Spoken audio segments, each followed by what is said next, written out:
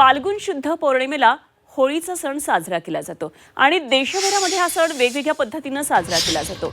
दुष्ट प्रवृत्ती आणि अमंगल विचार याचा नाश करून सकारात्मक विचारांचा मार्ग दाखवणारा सण म्हणजे होळीचा सण आणि हा सण वाईट गोष्टींवर चांगल्या गोष्टींच्या विजयाचं प्रतीक मानला जातो। मात्र 2026 मध्ये म्हणजे यंदा ग्रह ताऱ्यांची स्थिती भद्रा काळ चंद्रग्रहण यामुळे होळीच्या तारखेबाबत लोकांच्या मनात बऱ्याच शंका निर्माण झालेल्या आहेत आणि होळी ही नक्की 2 मार्चला आहे की 3 मार्चला असा एक संभ्रम नागरिकांमध्ये निर्माण झालेला आहे। आता या प्रश्नाचं सविस्तर उत्तर हे पंचांगकर्ते आणि खगोल अभ्यासक दाकृ सोमण यांनी दिलेले आहे। तर यावर्षी आज संध्याकाळी 5:55 म्हणजे 6ला 5 मिनिटं कमी असताना फाल्गुन पौर्णिमा सुरू होती आणि या दिवशी प्रदोष काळामध्ये पौर्णिमा आहे। तर मंगळवारी 3 मार्चला ग्रस्तोदित चंद्रग्रहण आहे आणि त्यामुळे आजच होलिका दहन करावं असं सोमण यांनी स्पष्ट केलं आहे। सोमवारी 2 मार्च रोजी सायंकाळी 5:56 फाल्गुन पौर्णिमा सुरू होते आहे। त्याच दिवशी प्रदोषकाळी फाल्गुन पौर्णिमा आहे आणि दुसऱ्या दिवशी प्रदोषकाळी फाल्गुन पौर्णिमा नाही आहे, तसंच चंद्रग्रहण आहे। त्यामुळे सोमवारी 2 मार्च रोजी सायंकाळी सूर्यास्तानंतरच होळी प्रदीपन करायचं आहे, होळी प्रज्वलित करायची आहे। त्याच दिवशी होळी आहे। तसंच दुसऱ्या दिवशी मंगळवारी 3 मार्च रोजी धुलिवंदन, धुळवड किंवा रंगांचा उत्सव हा साजरा करायचा आहे।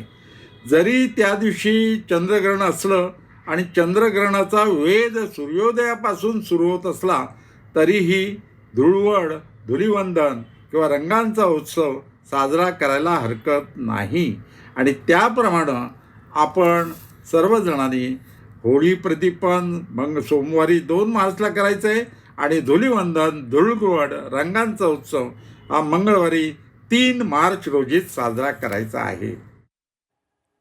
दाकृ सोमण सरांनी हे स्पष्ट केलेलं आहे की होलिका उत्सव कधी करायचा आहे आणि धुलिवंदन।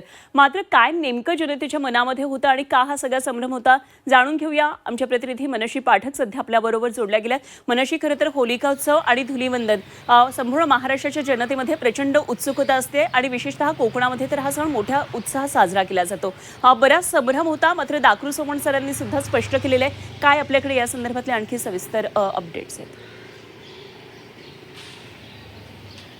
दाकृ सोमण यांनी ज्या पद्धतीने सांगितले त्यामुळे सगळ्यात महत्त्वाचा संभ्रम की होळी नेमकी कधी आहे, तर होलिका दहनाचा जो उत्सव आपण साजरा करतो तो आजच आहे आणि त्याच्यानंतर अर्थातच असणार आहे ती धुळवड। विशेषतः यावेळेस होळी आणि चंद्रग्रहण हे एकाच दिवशी येत आहेत।